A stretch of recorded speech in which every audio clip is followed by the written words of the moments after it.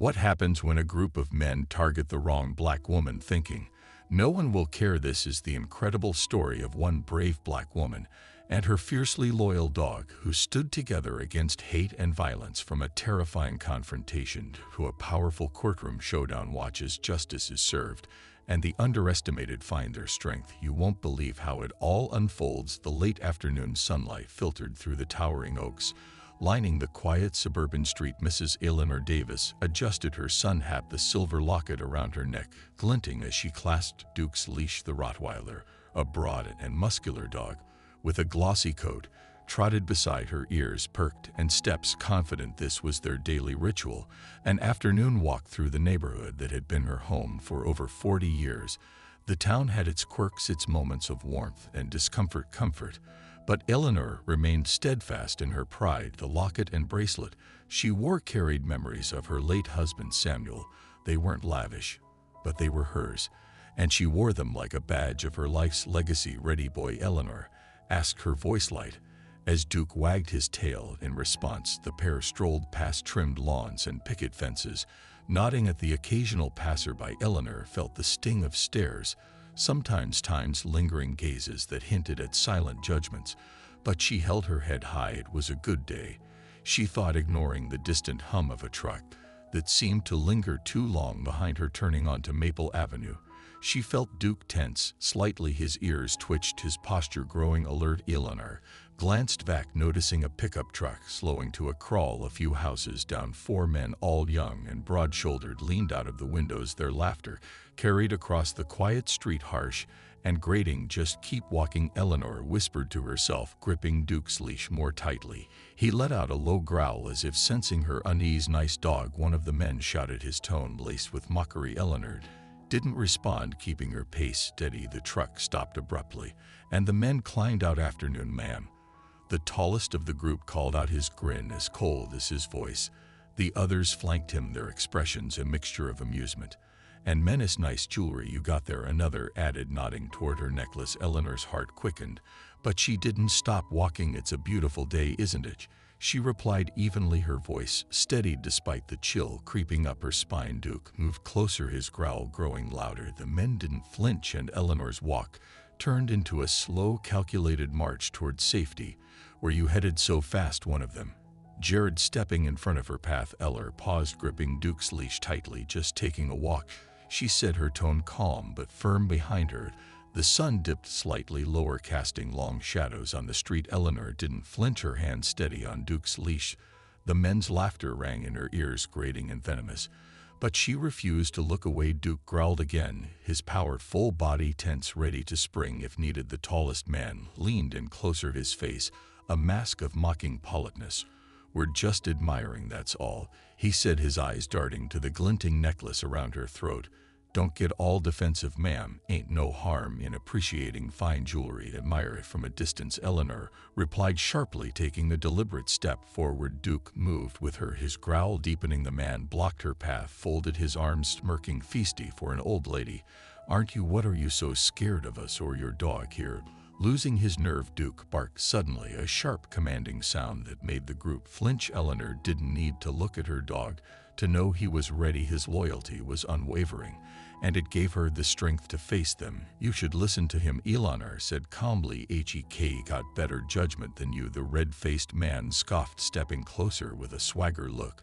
"We ain't here to hurt you unless you make us. Just hand over the necklace, maybe the bracelet too, and we'll be out of your hair." "Out of my hair?" Eleanor's voice sharpened, her grip on Duke's leash tightening. "What makes you think you can threaten me like this and walk away because no one cares?" Another man interjected, his voice laced with venom. "You're just some old black lady. You think anyone's going to get a damn about what happens to you in this country? Please." Eleanor's expression didn't falter, but her chest tightened at the hateful words. She knew the undercurrents of their town, the prejudice that emboldened men like these, and the belief that her life was somehow worth less. But she wasn't about to show weakness. You picked the wrong woman to mess with, Eleanor said firmly. And if you don't back off, you're going to regret it. The tallest man laughed, shaking his head. Regret it, lady? We're giving you a chance here. Just hand over the goods. And no one gets hurt. You wouldn't want this to get messy. Duke barked again, louder this time. Man's words, his muscles coiled as if ready to pounce, his teeth bared in warning. The tension in the air grew thicker, the men exchanging uneasy glances. Even as they tried to maintain their bravado, the man closest to Duke stepped forward, hesitantly pointing at the dog. That mutt's all bark, no bite. You can't scare us with your furry little bodyguard. Try me, Eleanor said coldly. Her voice was steady, her gaze unwavering. I promise you he's not bluffing. The red-faced man snorted, trying to laugh off the moment. Yeah, right. What's he going to do? Drool us to death? Eleanor took a step forward, her voice dropping to a sharp edge. He'll do whatever it takes to protect me, and you'll wish you had listened. For a brief moment, the group hesitated. Duke's growls seemed to fill the street, echoing off the houses around them. But the red-faced man shook his head, turning to his companions. She's full of it. Let's just take what we came for. The tallest man nodded, stepping closer. Fine, you don't want to cooperate. Guess we'll have to take it the hard way. The four of them began to spread out, moving to encircle Eleanor. She stepped back, keeping Duke close, her heart pounding in her chest. She knew she couldn't outmatch them physically, but she also knew Duke was more than capable of holding his own. You're making a mistake, Eleanor warned, her voice unwavering. Walk away now, while you still can. The tallest man sneered. Lady, you talk a big game for someone with no backup. Who says I'm alone? Eleanor countered, her eyes flicking to the neighbor's security camera, perched above a nearby garage. She didn't know if it was recording, but she hoped the subtle gesture would give them pause. The men followed her gaze, but quickly dismissed it. The red-faced man rolled his eyes. Yeah, someone's always watching. Save it, no one's coming to help you. One of the men darted forward, testing Duke's resolve. The dog barked ferociously, snapping his jaws just inches from the man's outstretched hand. The would-be attacker stumbled back, cursing under his breath. Damn dog, he shouted. This ain't worth it. Yes, it is, the tallest man snapped. She's bluffing. That mutt can't take all of us. Eleanor held her ground, her voice cutting through the growing chaos. He won't have to. The street seemed to hold its breath as the men circled closer, their taunts growing sharper, their movements more deliberate. Duke's growls were unrelenting now, a steady, menacing vibration that echoed in the heavy afternoon air. Eleanor stood her ground, her pulse racing, but her gaze steady. Last chance, the tallest man said, his voice cold and sharp. Give us the damn necklace, or we'll take it. Your mutt can't stop all of us. Eleanor glanced down at Duke, his lips pulled back to reveal glistening teeth. You think you're the first cowards to try and take what doesn't belong to them? Go ahead, she said coolly. See how that works out for you. The challenge was enough to push the men over the edge. The red-faced man lunged first, aiming for Eleanor's arm. Duke sprang forward like a tightly wound spring, released his bark piercing and ferocious. His teeth sank into the man's sleeve before he could reach her, yanking him backward with a force that sent him sprawling onto the pavement. The man screamed, clutching his arm as he tried to kick Duke away. Get him off me. Get this damn dog off me, he bellowed, his voice laced with pain and fear. Call him off, one of the others shouted, his earlier bravado crumbling. Eleanor didn't flinch. I warned you, she said evenly, her grip on Duke's leash firm.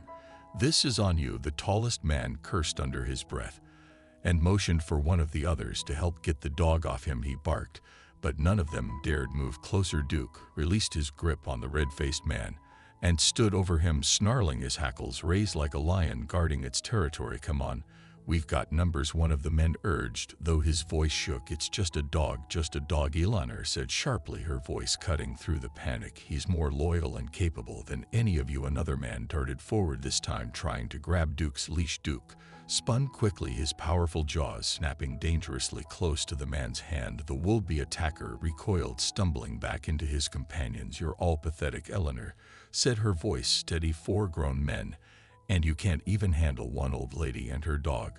The tallest man's face twisted in anger. Enough of this, he shouted, his temper snapping. He reached for Eleanor, directly grabbing at the chain around her neck before he could tug it free. Duke lunged again, this time aiming higher. His teeth latched onto the man's jacket, shaking him violently. Stop up, the man screamed, flailing As he tried to shove Duke away, his companions hesitated, clearly torn between helping and running, the red-faced man still clutching his injured arm. Snarled from the ground, "She's not worth this, let's just leave." But the tallest man wasn't ready to back down. "No way, not until we get what we came for." His words were defiant, but the desperation in his tone was impossible to miss. Elle stood rooted, her hand still gripping Duke's leash. Her eyes swept the scene, landing briefly on the security camera across the street. She knew it was capturing every second, every desperate motion, every hateful word. That camera was her witness, and it gave her the strength to speak again. "Leave now," she said firmly, her voice unyielding, "and maybe you'll walk away with what little dignity you have left. You think you're in control here." Another man sneered, though his voice trembled. "We're not scared of you. Then why are you still standing there?" Eleanor shot back, her tone icy. "You had every chance to walk away, and you chose this." Instead, the tallest man finally shoved Duke off and staggered back, his face with fury and embarrassment. "We're not leaving empty-handed," he snarled, spitting onto the pavement. "You'll regret this." Duke barked again, louder this time, advancing a step toward the men. His sheer size and unrelenting aggression made them falter once more. The red-faced man scrambled to his feet, his injured arm hanging limply at his side. He looked to his companions, but none of them met his gaze. "This is a waste of time," one muttered, his voice low and shaky. The tallest man glared at him. "Shut up, we're not done." "Actually, you are," Eleanor said, her voice cutting through the chaos like a blade. She took a deliberate step forward, Duke by her side, both of them radiating an unyielding presence that seemed to make the men shrink. "Last warning," she said. "Leave now, or I won't call Duke off next time." The group hesitated, their bravado wavering as their gazes darted between the ferocious dog and the resolute woman who refused to back down. The air was thick with tension, every second feeling like an eternity. But no one moved, not yet. The men exchanged tense, uncertain glances, their earlier confidence unraveling in the face of Duke's relentless growls and Eleanor's calm defiance. Yet despite the fear flickering in their eyes, the tallest man's pride refused to let him back down. He squared his shoulders and turned to his group, his voice dripping with venom. "Weck, not letting her win," he growled. "It's four of us and one dog. She can't stop all of us." Eleanor raised an eyebrow, her hand firm on Duke's leash. "Four of you? Seems like my dog's already outmatched you." Her words cut deep, and the red-faced man cursed under his breath, clutching his injured arm. "Let's just take her stuff and go. I'm not sticking around to get bit again." "She's bluffing," the tallest man snapped, stepping closer. "She can't control that dog forever," Duke barked, sharply cutting through the heavy tension. Like a knife, the sound echoed off the quiet suburban homes, startling the men once more. But this time the tallest man lunged without warning, his hands outstretched toward Eleanor's necklace.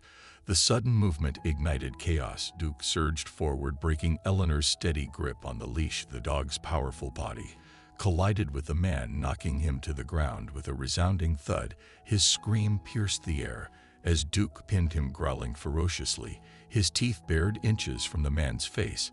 "Help me," the man shouted, his voice cracking. He struggled against Duke's weight, his bravado entirely gone. "Get him off." But the others hesitated, their courage evaporating as they watched their leader grapple with the massive dog. One man took a step forward, but Duke snarled, snapping his teeth in a warning that froze him in his tracks. "Not so brave now, are you?" Eleanor said coldly, standing tall despite her racing heart. "Shut up," one of the others yelled, but his voice lacked conviction. The sound of his shout was quickly drowned out by something else, a distant wailing sound growing louder with every passing second. Sirens. The men's heads whipped around, the telltale sound of police sirens, sending a ripple of panic through the group. One of them swore loudly, his face paling. "Cops, we got to go." "Not without him," another protested, pointing to the man pinned under Duke. The tallest man thrashed beneath Duke's unyielding grip, his face contorted in fear. "Get me out of here," he screamed. But none of the others moved. Eleanor crossed her arms, her expression stern. "Looks like your friends are smarter than you. They're about to run and leave you to deal with the consequences." The red-faced man backed away slowly, his injured arm hanging uselessly at his side. "Screw this, I'm not going to jail." He turned and bolted toward the truck, the others quickly following suit. "Wait, don't leave me," the leader screamed, his voice filled with desperation. But the other men didn't look back, scrambling into the truck and peeling out in a screech of tires. The sound of the sirens grew louder, echoing down the street.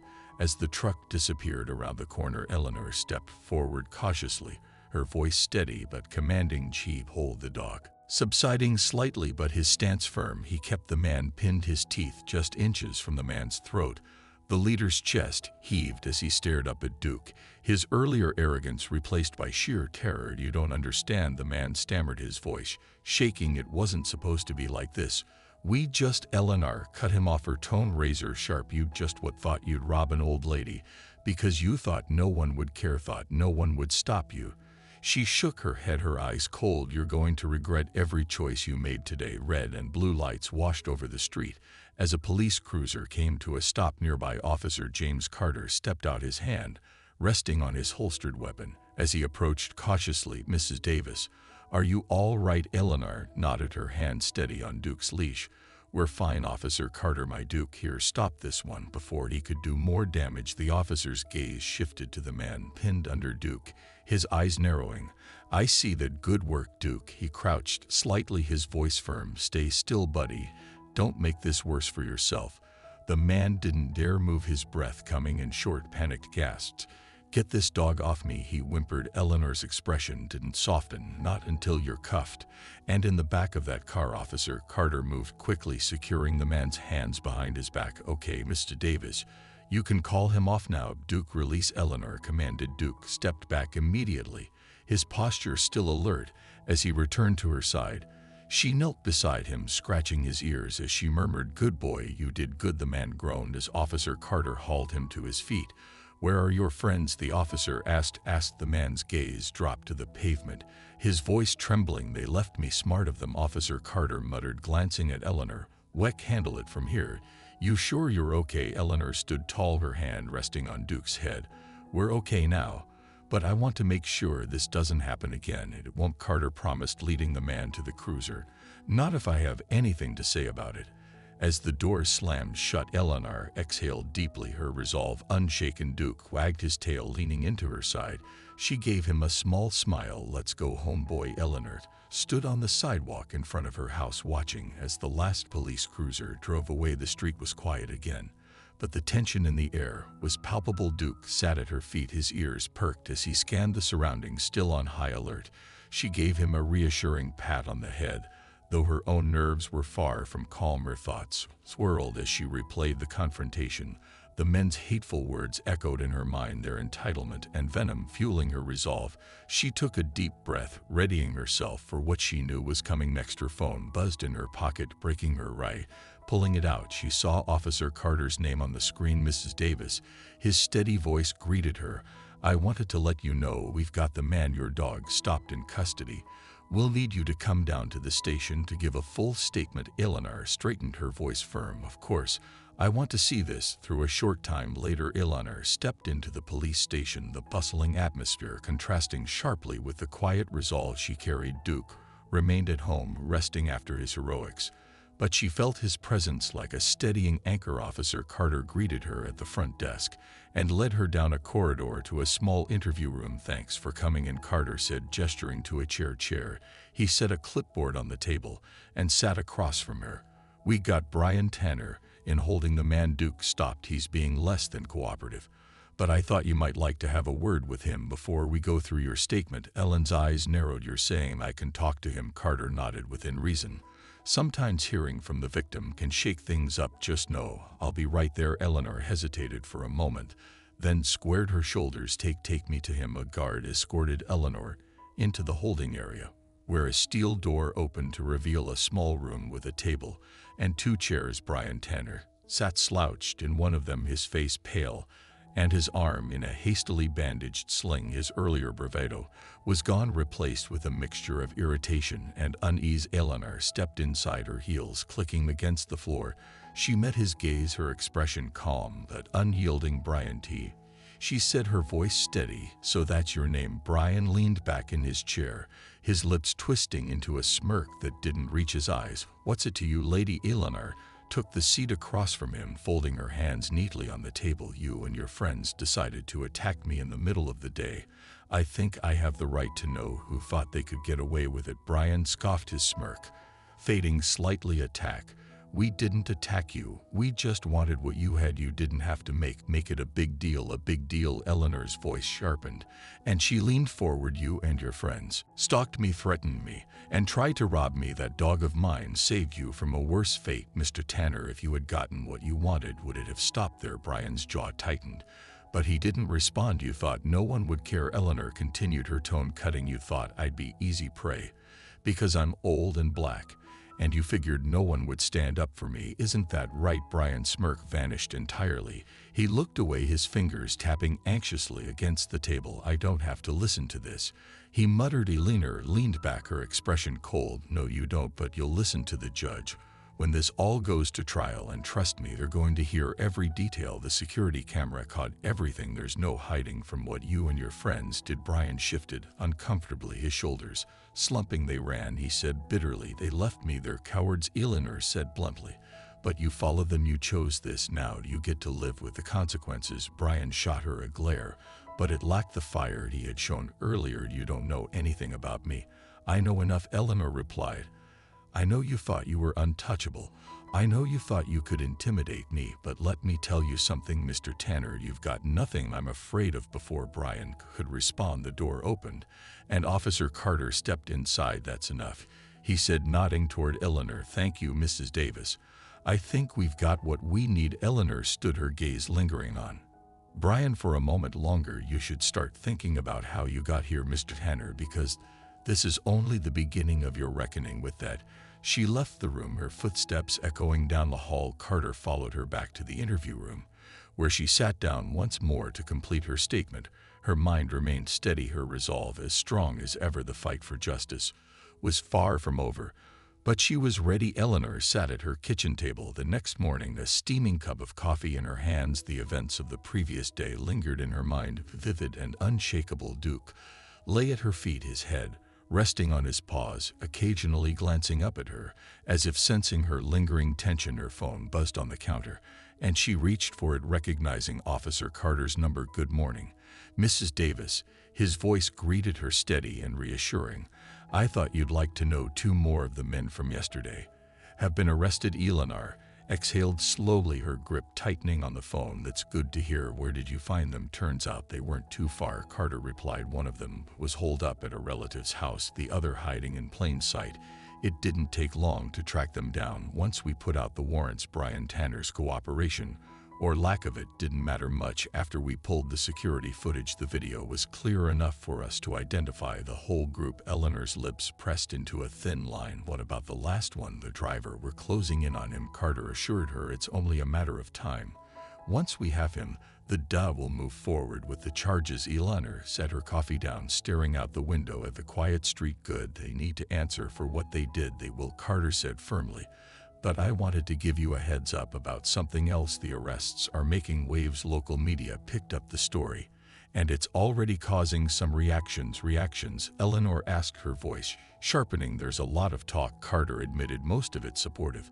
But you know how these things go. Some folks are already trying to spin this, saying it's not as bad as it looks, or that the men didn't mean any harm. The usual nonsense. Eleanor's jaw tightened.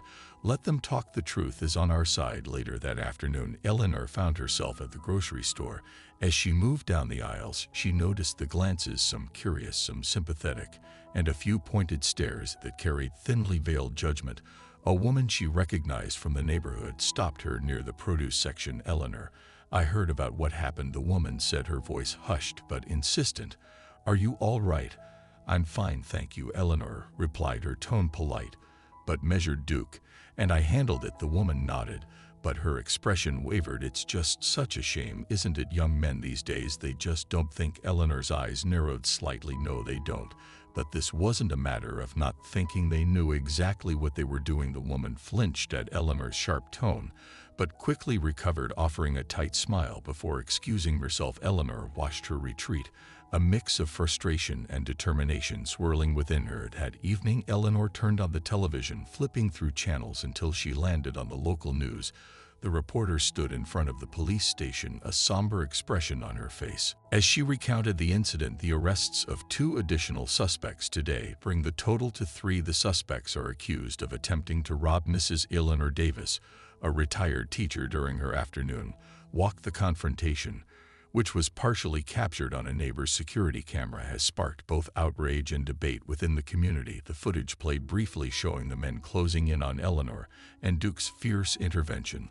The sight of Duke pinning Brian Tanner to the ground drew a faint smile from Eleanor, though it quickly faded as the reporter continued. While many in the community have expressed support for Mrs. Davis, others have questioned the severity of the charges, claiming the suspects were simply misguided and that the situation escalated unnecessarily. Eleanor's hands curled into fists. "Misguided," she muttered under her breath.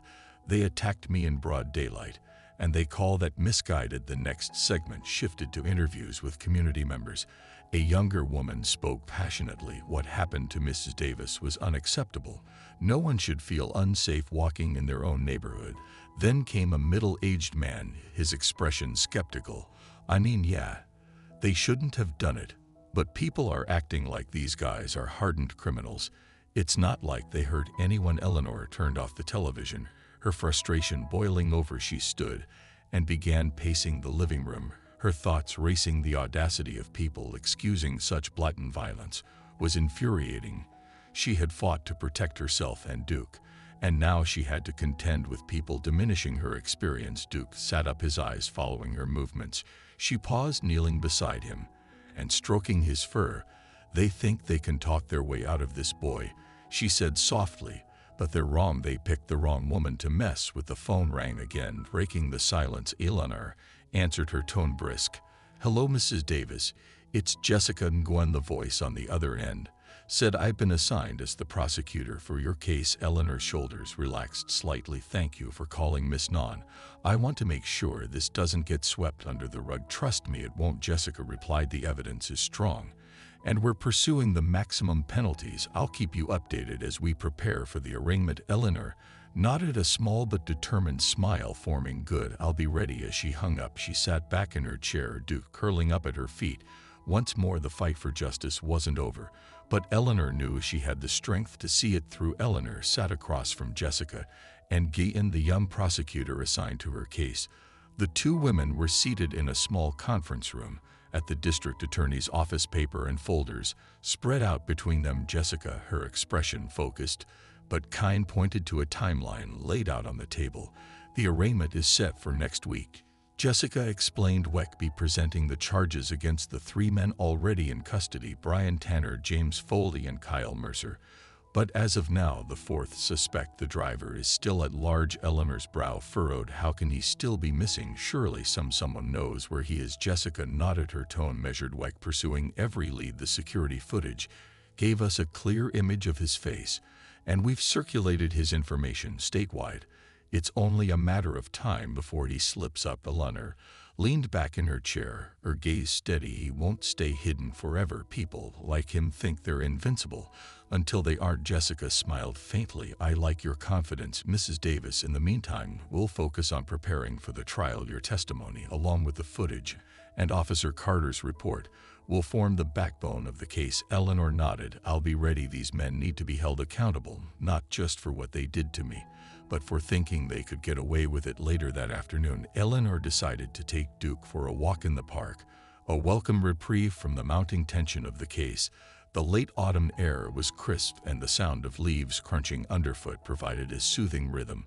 As she strolled along the path, Duke trotted happily beside her, his tail wagging as he sniffed at every tree and bush.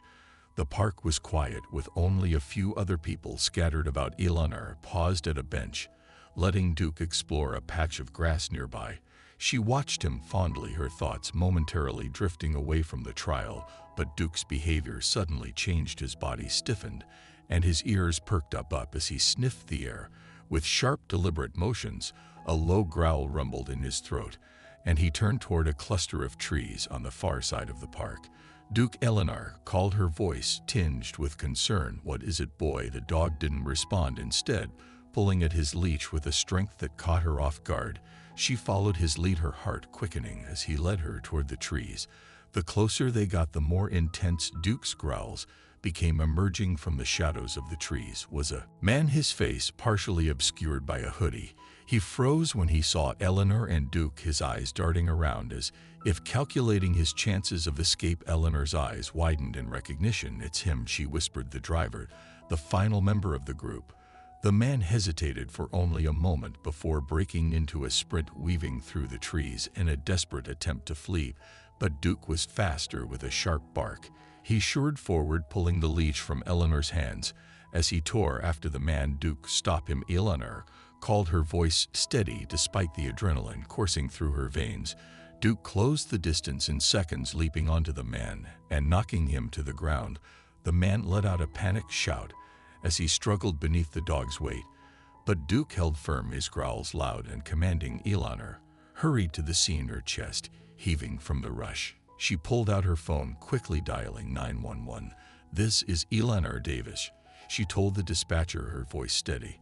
"I found the fourth suspect from the robbery. My dog has him pinned in Eastwood Park. Send officers immediately." The man squirmed beneath Duke, his voice desperate. "Get him off me. I didn't do anything." Eleanor's expression hardened as she stepped closer. "You did plenty, and now you'll face the consequences." Within minutes, the sound of sirens echoed through the park. A patrol car pulled up near the trail, and two officers approached quickly, their hands hovering near their holsters. They paused briefly, taking in the sight of Duke standing over the man. Eleanor raised a hand, her voice calm. "It's him. Duke's holding him." One of the officers stepped forward cautiously. "Ma'am, can you call off your dog so we can take him into custody?" Eleanor knelt beside Duke, her hand on his head. "Duke, release," she commanded firmly. The dog stepped back immediately, his eyes still locked on the man. As the officers moved in to cuff him, the man protested weakly as he was hauled to his feet. "It wasn't my idea. It was Tanner's plan. I was just the driver. Save it for the judge," one of the officers said, leading him to the patrol car. Eleanor watched as the man was loaded into the back seat, her heart pounding with a mixture of relief and triumph. She looked down at Duke, who wagged his tail and nuzzled her hand. "Good boy," she murmured. "You did it again." The officers approached her, one of them tipping his hat. "Thanks to you and your dog, we've got the whole crew now. They'll all be facing justice." Eleanor smiled faintly, her hand resting on Duke's head. "That's all I wanted." As the patrol car drove away, Eller turned back toward the park's path, her steps steady and sure. Duke walked beside her, his tail wagging confidently. The fight wasn't over yet, but Eleanor knew she'd already won a major battle. Eleanor sat once again in the familiar interview room at the police station, Duke resting at her feet. The capture of the final suspect, Michael McLewis, had brought her a measure of relief, but questions lingered in her mind. Why had he been hiding in the park, so close to where the incident had occurred? She hadn't been able to shake the feeling that there was more to his story. Jessica Mgwen entered the room, her expression a mix of satisfaction and determination. She set her files on the table, giving Eleanor a nod. "Good to see you again, Mrs. Davis. Thanks for coming in." Eleanor leaned forward slightly. "Have they questioned him yet, McLewis? I want to know why he was in that park." Jessica sat down and folded her hands over the files. "He's talked a little, mostly trying to downplay his role." Officer Carter just finished questioning him. "Let me bring him in so you can hear for yourself." Minutes later, the door opened, and Mick was escorted in. His hands cuffed, his hoodie was gone, revealing a thin man with nervous eyes and a pale complexion. He glanced at Eleanor, then quickly looked away, his shoulders hunched as he was guided into the chair across from her. Eleanor's gaze was steady. "So, Mr. Lewis," she began, her voice sharp but calm, "you were the last one caught, and in the same neighborhood where it all happened. Care to explain?" Mac hesitated, his gaze darting to Jessica and then to the officers standing by the door. I didn't know you'd be there," he stammered. "I wasn't trying to find you. I was just hiding." Eleanor raised an eyebrow. "In plain sight? That doesn't sound like a very smart move." Mick squirmed in his chair. "I didn't have anywhere else to go. My buddies bailed on me, left me with nothing. I figured the park was quiet enough to lay low. Didn't think anyone would notice me." "You thought wrong," Eleanor replied firmly. "And what about that day? Why were you involved at all?" Mick sighed, leaning back in his chair. "Tanner told me it'd be easy money. He said we'd just scare some old lady and grab some jewelry. No one was supposed to get hurt. I was just the driver. I didn't touch you. That's supposed to make it better." Eleanor's voice rose slightly, her eyes narrowing. "You sat there ready to speed away with whatever they stole, and you think that absolves you. Mick's head dropped, and he muttered, "I didn't think it'd go that far." Jessica stepped in, her tone firm. "But you stayed in that truck and drove them to the scene, Mr. Lewis. You were a willing participant, and that makes you just as guilty as the others." Mick's shoulders slumped. "Look, I messed up. I get it, but Tanner's the one who planned it all. He was the one who said no one would care about her, about you," he added, glancing hesitantly at Eleanor. Eleanor's lips pressed into a thin line. "He thought wrong. And so did you. You all underestimated me. And now you're here." Mick swallowed hard, his voice dropping to a near whisper. "I didn't want to end up here." Jessica leaned forward, her expression sharp. "Then maybe you should have thought about that before you decided to target someone you thought couldn't fight back." After Mick was escorted out of the room, Eleanor turned to Jessica. "So he was just hiding in the park, waiting for this to blow over?" Jessica nodded. "That's his story. Frankly, it lines up. He doesn't seem bright enough to have a long-term plan, but that doesn't change the fact that he was a part of this." Eleanor leaned back in her chair, her fingers brushing Duke's head. As he rested at her feet, he seemed scared, probably because he's realizing his life is about to change forever. Jessica smiled faintly, as it should. "And thanks to your quick thinking and Duke's sharp nose, we've got all four of them. That's going to make the trial much stronger." "What happens next?" Eleanor asked. Jessica gathered her files, her expression growing serious now. "We prepare for the trial. We'll present the charges, call witnesses, and lay out all the evidence. Their lawyers will try to spin the narrative, maybe even try to blame each other. But with the footage, your testimony, and everything else, it's an airtight case." Eleanor nodded, her resolve unwavering. "Good, because they deserve everything coming to them." Jessica smiled. "I couldn't agree more. I'll be in touch soon with the trial details. For now, get some rest. You've already done more than enough." That evening, Eleanor returned home, her thoughts heavy with the day's events.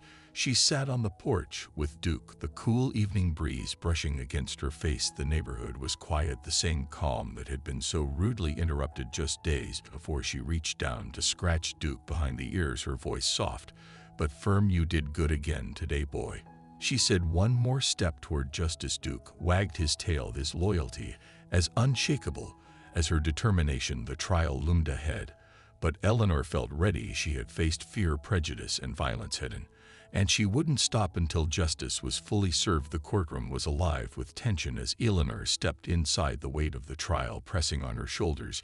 She adjusted her jacket and took a steadying breath, feeling Duke's absence keenly. Her loyal companion was home, resting after his role in the ordeal, but she carried his bravery with her today. Was it about justice? The defendants sat at the defense table, their faces a mixture of defiance and unease. Brian Tanner, the ringleader, leaned back in his chair, a smug tilt to his chin, while James Foley and Kyle Mercer whispered nervously. Michael McLewis at the far end kept his gaze fixed on the table, avoiding eye contact with anyone. Ellen's eyes met Jessica Nance across the courtroom. The prosecutor was arranging her files with precision, her movements calm but purposeful. She gave Eleanor a small nod of encouragement before rising and stepping toward the jury. Jessica's voice filled the room, clear and commanding. She painted a vivid picture of the events, describing how four men had targeted Eleanor, thinking she was vulnerable, thinking no one would care. She explained how they had underestimated her resolve and the fierce loyalty of her dog. The evidence, she promised, would leave no doubt about their intent and actions. Eleanor sat quietly listening as Jessica's words flowed seamlessly, laying the groundwork for the trial. When it was her turn to testify, she walked to the stand with her head held high. She adjusted the microphone and took a deep breath. Eleanor recounted the events with unwavering clarity. She spoke about her afternoon walk, how she noticed the truck slowing, how the men's taunts escalated into threats. Her voice remained steady, even as she described the moment. Duke leaped to defend her. She didn't embellish. The truth was powerful enough on its own. When Jessica asked her what the men had said to her, Eleanor's expression hardened. She repeated their words verbatim, how they thought no one would care what happened to her, how they believed she was an easy target. Her words hung in the air, the weight of them pressing on everyone in the room. The defense attorneys tried to chip away at her testimony. They framed their questions carefully, suggesting the defendants had been misguided rather than malicious. One asked whether Brian Tanner truly intended to